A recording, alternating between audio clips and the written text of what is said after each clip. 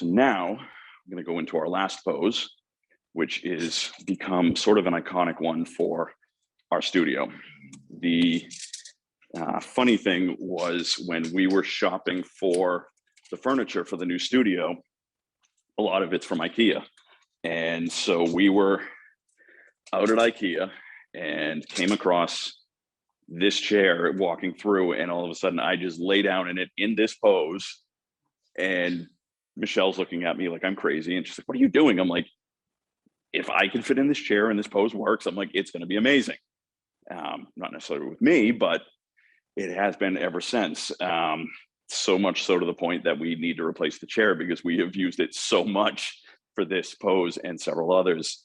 But this is the iconic one that came about from my random brain in the middle of a pandemic, walking through IKEA saying, "Hey, look, my leg up over the chair and it's great."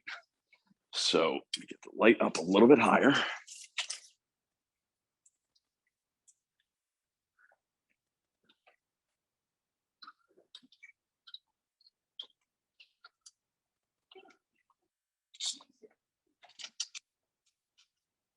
All right.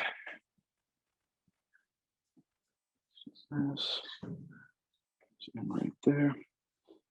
Perfect.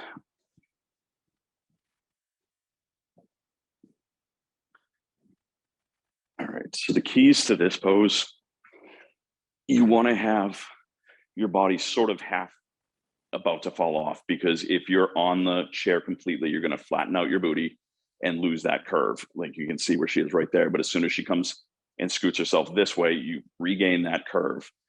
Everything is being supported by that 1 foot on the floor, and then we'll round out everything else. So your right hand is going to come down right to where the body suit meets your leg. Perfect. What we've done there, and once she goes into the pose and arches up, that little window of light right there, we still see the definition in her lower back. We've created another triangle in her lower back to her elbow, another one between the chair with that little sliver of light there, and then another one from her booty to the elbow in that negative space there. We're going to then have her lift her leg so that it's parallel to the floor, point the toe, which creates another triangle for us, and then creates that negative space triangle in her midsection to her knee.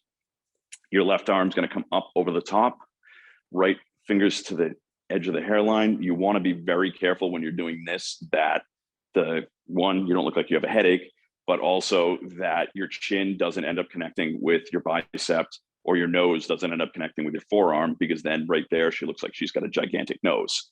Last thing that we want to have with any of our clients. So let me just take a tech shot before you arch up.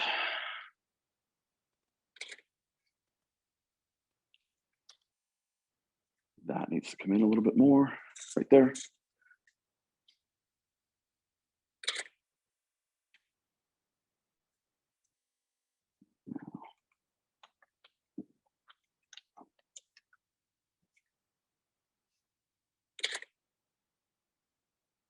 All right, so now what we've done is she's got her hand directly over the center of her face.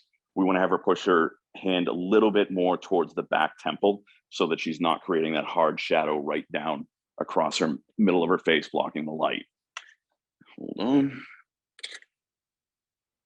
Here we go. All right, so you're going to turn the head just slightly to me.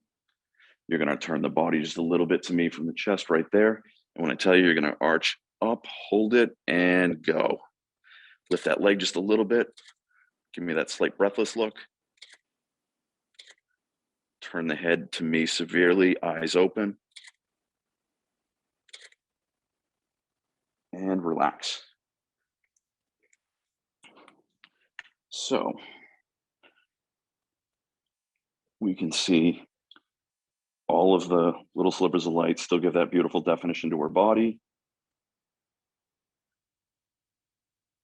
versus where we've moved her arm. Now she's buried in shadow. That tiny little maneuver there changes everything. And it's that small little tweaks of where we're positioning the light so that it's creating the contours.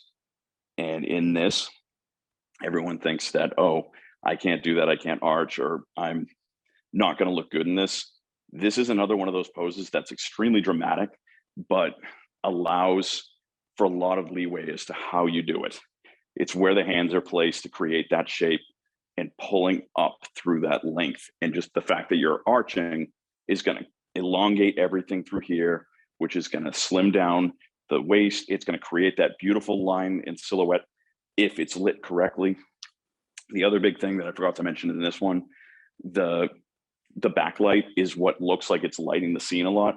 You want to make sure that it's not right up near her head if it's something like this, because you end up looking like it's a hairdryer in a salon.